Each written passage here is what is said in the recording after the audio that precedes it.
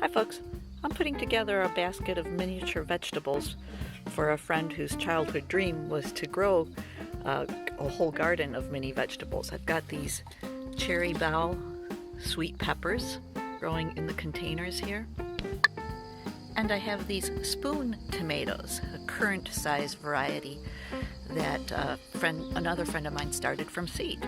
I had to put a little straw on the bottom of the basket so they wouldn't fall through. Now, the peppers aren't exactly in scale. You know, cherry tomatoes would have been more in scale, but these are definitely miniature vegetables. And oh, I remembered that I'm growing cucamelons too. We ate all that I harvested yesterday, but I found 2 more in the garden to add to this gift of mini fruits.